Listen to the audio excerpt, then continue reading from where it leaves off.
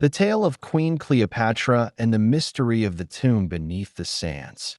Asterisk greetings, dear listener. Allow me to guide you into an ancient story where the golden sun bathes Egypt's deserts and the Nile River flows gently like a ribbon of silver.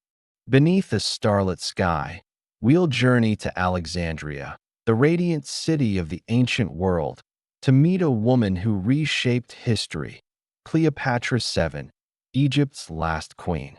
From her youth, she wielded sharp intellect and irresistible charm to secure her throne, facing plots within her court and the might of Rome. She loved passionately, captivating the hearts of Julius Caesar and Mark Antony, but her reign ended in war and tragedy. Her death was not the end, but the beginning of an enduring mystery. Cleopatra's tomb, believed to conceal a vast treasure, lies hidden somewhere beneath desert sands or ocean waves. Relax, let the Nile's ripples and the scent of lotus flowers guide you through this tale, from the splendor of palaces to the relentless quest for the queen's secret. This story, long and vivid, is crafted to lull you into sleep, a 200-minute adventure filled with intrigue, yet as soothing as the desert breeze. Chapter 1. The throne of the young queen in 51 BCE, within Alexandria's royal palace. Golden torches cast light upon marble walls, their carvings of lotus flowers and Horus shimmering in the glow. Nobles, officials, and priests gathered in the grand hall, whispering about the new queen. At 18, Cleopatra VII, daughter of King Ptolemy XII, ascended the throne, her emerald eyes gleaming with resolve, her black hair swept up beneath the double crown of Upper and Lower Egypt. Draped in white silk embroidered with gold, she held a curved scepter, symbol of power. Her voice, smooth yet commanding, echoed as she swore an oath before Amenisare, vowing to protect Egypt from all foes. Cleopatra biography. Alexandria was the heart of the ancient world, a city where East met West. Its bustling harbor welcomed ships laden with silk from China, spices from India, and gold from Nubia. The Library of Alexandria, housing thousands of papyrus scrolls, drew scholars like Eratosthenes, who measured the Earth's circumference. The Pharos Lighthouse, towering over 100 meters, lit the port with an eternal flame, guiding merchants and sailors. But beneath this splendor lay turmoil. The Ptolemaic dynasty, of Greek origin, had ruled Egypt for over 2 centuries, but was weakened by debts to Rome and internal strife. By tradition, Cleopatra co-ruled with her 10-year-old brother, Ptolemy XIII, a boy easily swayed by advisors like Pothinus, a cunning eunuch, and Achilles, an ambitious general. Cleopatra knew her throne was precarious. Ptolemy XII's advisors sought to sideline her to control the young king. The Egyptian people, loyal to the Ptolemaic line, doubted a young queen who spoke only Greek. With wisdom beyond her years, Cleopatra acted swiftly to solidify her power. She learned ancient Egyptian, becoming the first Ptolemaic ruler to speak the native tongue, connecting with farmers along the Nile and priests in temples. She staged ceremonies at the Temple of Isis in Memphis, embodying the goddess in a silken robe and cobra crown, praying for bountiful harvests. These rituals won the people's devotion and sent a message to the court. Cleopatra was not just a queen, but Egypt's incarnation. She deftly built a spy network, from palace maids to merchants, to monitor Pothinus and Achilles' plots. She rewarded loyal generals like Sosigenes, who later aided her calendar reforms. But tensions with Ptolemy XIII escalated. In 50 BCE, Pothinus spread rumors that Cleopatra planned to kill her brother, isolating her in court. Forced to flee Alexandria, she retreated to Upper Egypt, rallying a small army of Bedouin tribes and loyal farmers. Then, news arrived. Julius Caesar, Rome's powerful general, had landed in Alexandria to settle the dispute between her and Ptolemy XIII. Cleopatra saw a chance to shift her fate. One night in 48 BCE, she secretly returned to the palace, wrapped in a large carpet carried by her loyal servant Apollodorus past Ptolemy Xi's guards. When the carpet was unrolled before Caesar, Cleopatra emerged, clad in sheer silk, her hair adorned with pearls, and smiled confidently. Speaking flawless Latin, she recounted her injustices and promised stability for Egypt, a vital Roman ally. Caesar, 34 years her senior, was captivated by her intelligence, wit, and allure.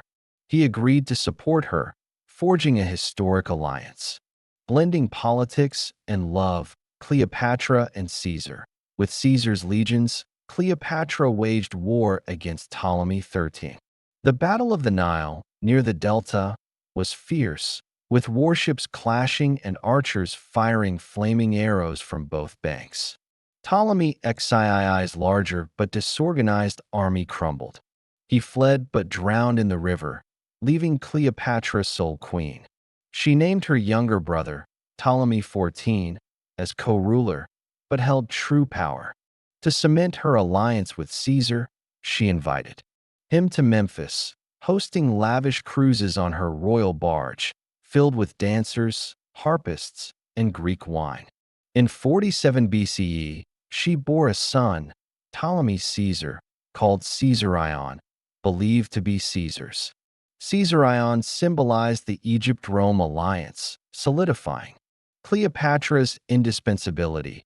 But Cleopatra didn't stop there. She reformed the economy, raising trade taxes to repay Rome's debts while building irrigation canals to boost agriculture, ensuring abundant harvests. She strengthened the army, recruiting mercenaries from Nubia and Greece, preparing for any threat. In court, she hosted extravagant banquets, inviting scholars and generals, making Alexandria a cultural and political hub. With wisdom and charm, Cleopatra transformed Egypt from a faltering kingdom into a formidable power, yet she knew reliance on Rome was a double-edged sword. Chapter 2. The fated alliance with Mark Antony. Cleopatra's glory was disrupted in 44 BCE when Julius Caesar was assassinated in Rome's Senate. The news struck Alexandria like a storm, shaking the court. At 25, Cleopatra lost her strongest patron, and Egypt teetered on the edge of chaos. Rome fractured among warlords. Octavian, Caesar's young, cunning heir, and Mark Antony, a brave, but indulgent general renowned for his valor and vices. With keen political instincts, Cleopatra knew Egypt's future hinged on choosing the right ally. In 41 BC, Mark Antony summoned Cleopatra to Tarsus, Turkey, to question her loyalty amid Rome's civil war. Rather than arrive as a supplicant, Cleopatra staged an unparalleled display of power. She prepared a gilded ship with purple sails embroidered with silver and sandalwood oars, fragrant with incense. Dressed as Aphrodite in sheer silk, crowned with pearls, she was fanned by maids posing as nymphs with peacock feathers. As the ship glided into Tarsus's harbor, crowds flocked to the riverbank, awestruck by the splendor. Antony, waiting ashore, was instantly enthralled. With a sly smile, Cleopatra invited him aboard, hosting a 3-day feast with dishes like roasted peacock, Mediterranean mullet, and Falernian wine from Italy. Cleopatra and Mark Antony. During those days, Cleopatra captivated Antony not just with beauty but with intellect.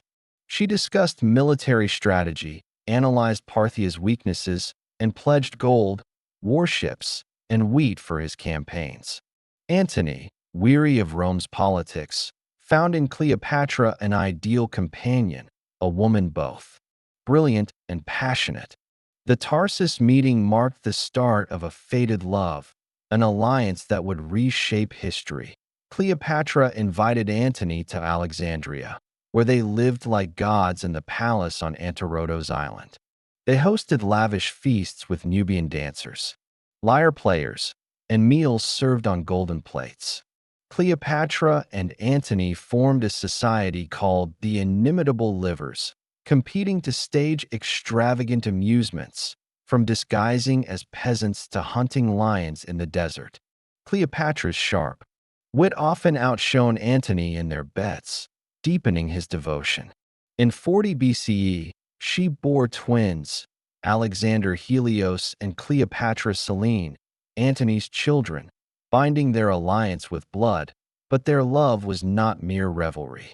Cleopatra needed Antony to protect Egypt, and Antony needed her resources to defeat Parthia and secure power in Rome. She provided hundreds of warships, thousands of tons of wheat, and mercenary troops for his campaigns.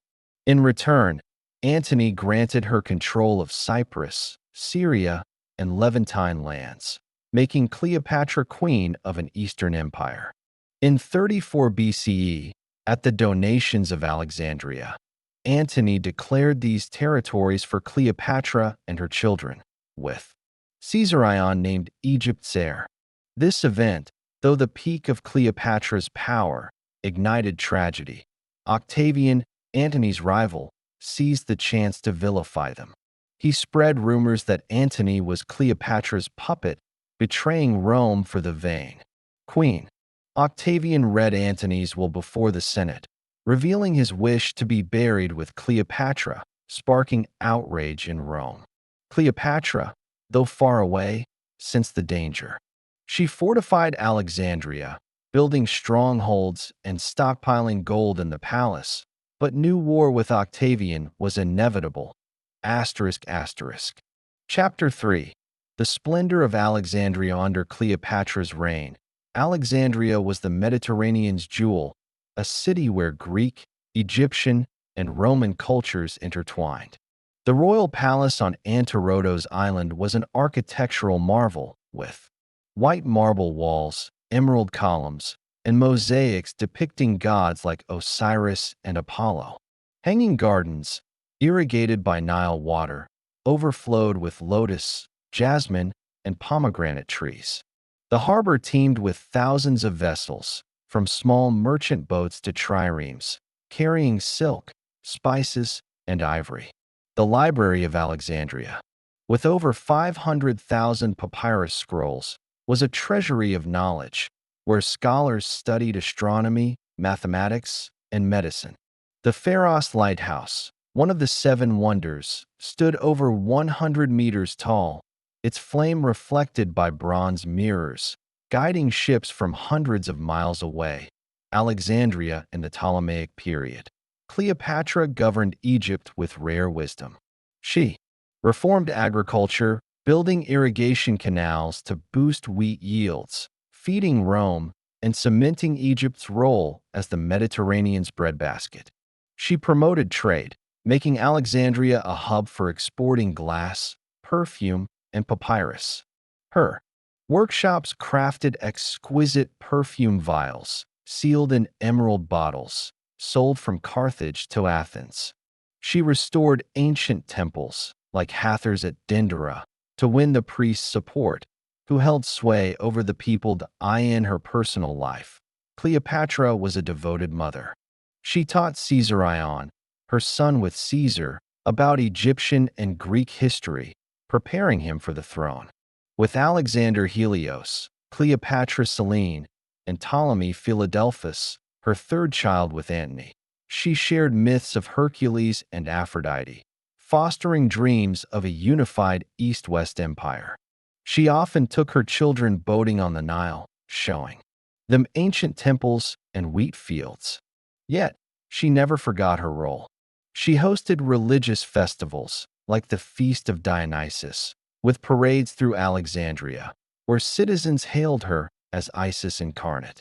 Golden statues on horse-drawn chariots, silk-clad dancers, and booming drums created jubilation, but also reinforced Cleopatra's hold over the people.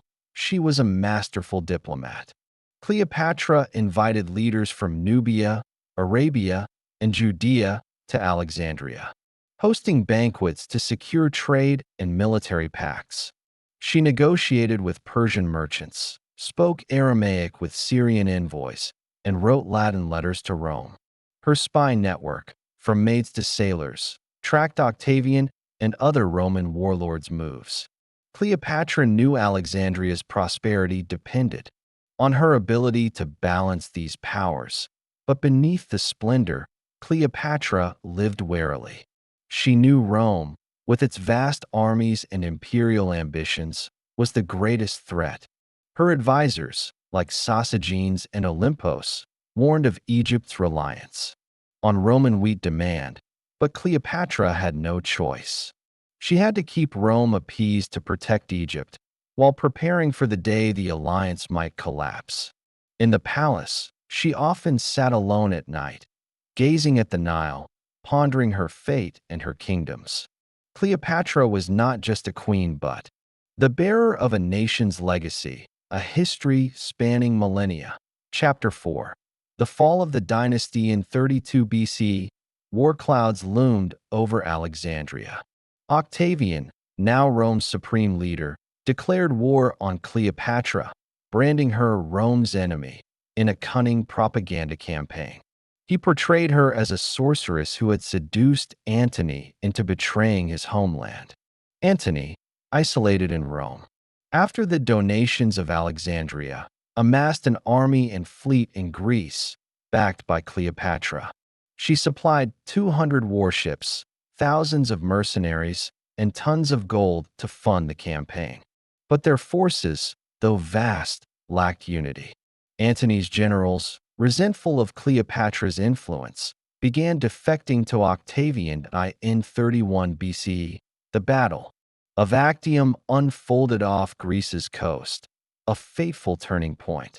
Cleopatra and Antony's fleet, with over 500 ships, faced Octavian's smaller but agile navy, led by Agrippa.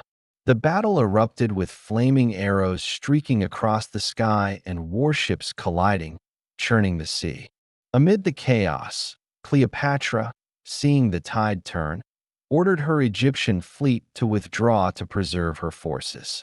Antony, mistakenly believing she had abandoned him, left his fleet to follow. Their retreat triggered the collapse of their forces, with hundreds of ships destroyed or surrendered. Actium was not just a military defeat, but a blow to Antony's reputation and their alliance. Battle of Actium.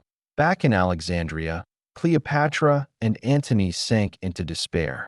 Cleopatra, ever resilient, prepared for a final stand.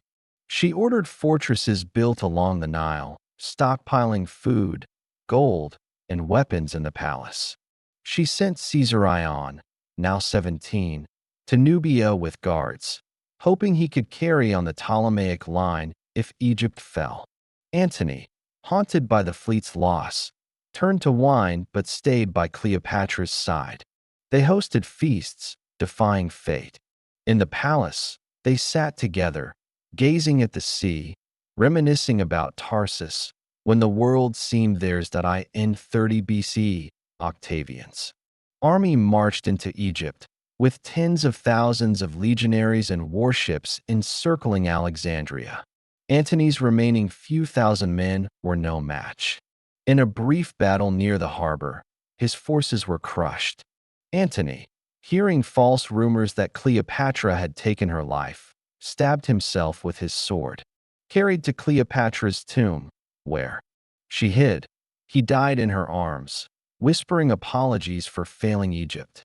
Cleopatra, heartbroken, cradled his body, weeping for their love and dreams. Now, Cleopatra faced her final choice. Octavian, having seized Alexandria, demanded her surrender to parade her in Rome as a captive. But Cleopatra, at 39, refused humiliation. She retreated to her tomb, a granite monument near the Temple of Isis, built as her and Antony's resting place. In a dimly lit chamber, lit only by torches, she donned white silk, wore her double crown, and wrote a final letter to Octavian, requesting burial with Antony. Legend holds she let an asp, a sacred Egyptian symbol, bite her chest. Modern scholars suggest she may have drunk poison prepared by her physician Olympos for a swift, painless death. On August 12, 30 BCE, Cleopatra died, joined by her loyal maids, Iras and Charmian, who chose death to follow their queen. Cleopatra's death ended the Ptolemaic dynasty. Octavian ordered Caesarion's execution to eliminate the last heir, but spared Cleopatra and Antony's children, taking them to Rome as captives. Egypt became a Roman province, and Alexandria, though still prosperous, lost its Ptolemaic brilliance. Before dying, Cleopatra is said to have hidden a vast treasure: gold, pearls, emerald statues, and scrolls holding dynastic secrets to thwart Octavian. Some believe this treasure lies in her tomb, others in a secret site along the Nile, perhaps a cave or riverbed. The tomb of Cleopatra and Antony, per Plutarch, stood near Alexandria, but its exact location faded, becoming an enduring mystery. Chapter 5. The mystery of the tomb beneath the sands. Cleopatra's death marked not only the end of a dynasty but the start of a mystery spanning over 2 millennia. Her tomb, described by Plutarch as a grand structure with granite walls, golden statues, and corridors to treasure chambers, became one of history's most sought-after prizes. But over centuries, Alexandria transformed. Earthquakes, tsunamis, and modern city growth buried all traces. Some theorize the tomb lies under the sea near Alexandria's harbor, submerged by rising waters after 4th century quakes. Others believe it's in the suburbs, beneath desert sands, or at Tapiceris Magna, a temple 30 miles away, chosen for its religious ties to Isis and Osiris. Cleopatra's tomb. That in the Middle Ages, Arab explorers told tales of the queen's treasure, hidden in vaults with traps and curses. One legend claimed that anyone disturbing the tomb would face Anubis's wrath, deterring many from digging. These stories, though unproven, amplified the mystery, making the tomb a symbol of inviolability. Ancient historians like Strabo and Suetonius confirmed the tomb's proximity to the Temple of Isis, but offered no specifics. The lack of maps or records, combined with time's ravages, made the tomb an unsolvable riddle. Some believe Cleopatra deliberately erased clues to her tomb. Before dying, she may have ordered loyal maids to destroy architectural plans or spread false rumors about its location. Her treasure, if real, included not just gold and gems, but papyrus scrolls with Ptolemaic knowledge, from perfume recipes to Nubian gold mine maps. Some hypothesize she hid the treasure elsewhere, like a temple in Upper Egypt or a Nile cave, to keep it from Octavian. Others think the tomb was looted soon after her death, during Alexandria's chaos, with the treasure scattered across the Mediterranean. The curse protecting the tomb, though mythical, shaped explorers' psyche. During colonial times, European archaeologists faced local opposition, believing digging would disturb Cleopatra's spirit. Even today, scientists hesitate, not just due to technical challenges, but out of respect for her legacy. Cleopatra's tomb is more than an archaeological site. It's a symbol of an era, a woman who defied fate and left an indelible mark. Chapter 6. The Quest for the Tomb. The quest for Cleopatra's tomb is a centuries-long odyssey, woven with thrilling moments, heartbreaking setbacks, and enigmatic puzzles, as if the queen herself set challenges to guard her resting place. In the Middle Ages, Arab travelers spun tales of secret vaults beneath Alexandria, brimming with the Eastern queen's gold and pearls. A 9th century story claimed treasure hunters dug near the Temple of Isis, only to be trapped in a collapsing tunnel, with howling winds sounding like Anubis's cry, convincing locals the tomb was cursed. Though unverified, these tales spread across the Mediterranean, fueling the mystery's allure. In the 19th century, Napoleon Bonaparte, captivated by Egypt after his 1798 campaign, ordered engineers to excavate around Alexandria, hoping to find the tomb to glorify France. They uncovered Roman relics, baths, columns, but the tomb remained elusive, as if the sands hid it deliberately. A strange incident occurred when French soldiers digging near the harbor found an emerald vase etched with a cobra, Cleopatra's symbol. A sudden sandstorm then buried the site, and the vase vanished, leading some to whisper the queen didn't want to be disturbed. In the 20th century, French archaeologist Frank Gaudiot revolutionized the search in the 1990s, exploring Alexandria's submerged harbor with sonar and divers to map sunken ruins. He discovered the Ptolemaic palace on Antirodos Island, with colossal sphinx statues, marble columns, and exquisite ceramics, raising hopes the tomb lay underwater, sunk by 4th century quakes. But a chilling event halted progress. A diver reported seeing a figure in white silk gliding through the depths, just before sonar equipment inexplicably failed, prompting the team to pause, wary of the queen's spirit. More recently, Dominican archaeologist Kathleen Martinez has focused on Taposiris Magna, a temple 30 miles from Alexandria, believing Cleopatra chose it for its ties to Isis and Osiris.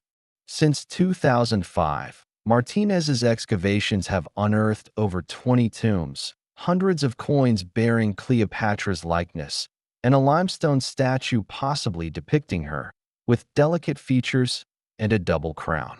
Yet, her journey is fraught with intrigue.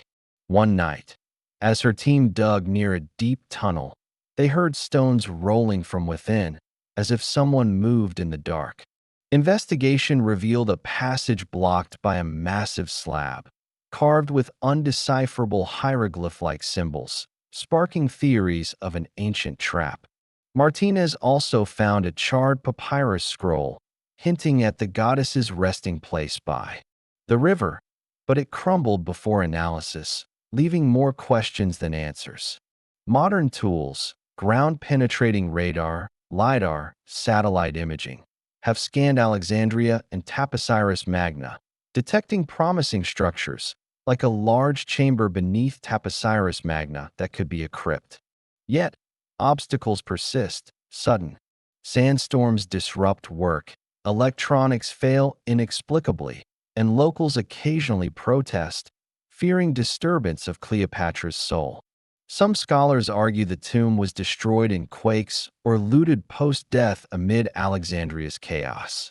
Others, like Martinez, believe it lies undisturbed, perhaps in a Nile cave or seabed, safeguarded by Cleopatra's foresight, who knew Rome would hunt her treasure.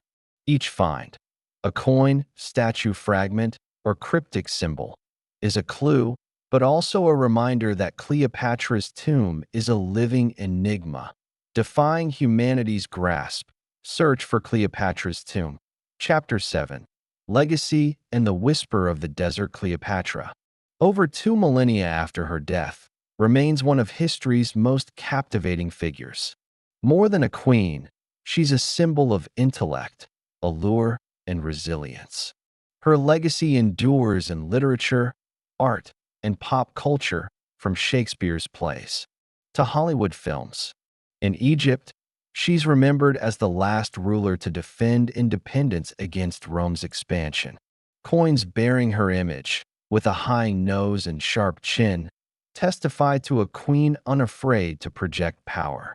Lost papyrus scrolls from Alexandria's library are believed to hold records of her reign, from poetry to perfume formulas, adding to her mythos of wisdom. The mystery of her tomb amplifies this legacy. For archaeologists, the tomb is not just treasure but a gateway to Cleopatra's truth, a woman vilified by Rome as frivolous, but truly a brilliant strategist. Each fragment found, a coin, statue shard, or papyrus scrap, brings us closer to the queen. Yet, perhaps, as Cleopatra intended, her tomb should remain secret, guarded by sand and sea, belonging to gods and history. Her legacy is also a tale of an era when Alexandria was civilization's torch and a woman dared challenge the mightiest empire. She loved, fought, and sacrificed for Egypt, leaving a timeless story. In modern Egypt, her name echoes in markets and on Nile boats, a reminder of a glorious age.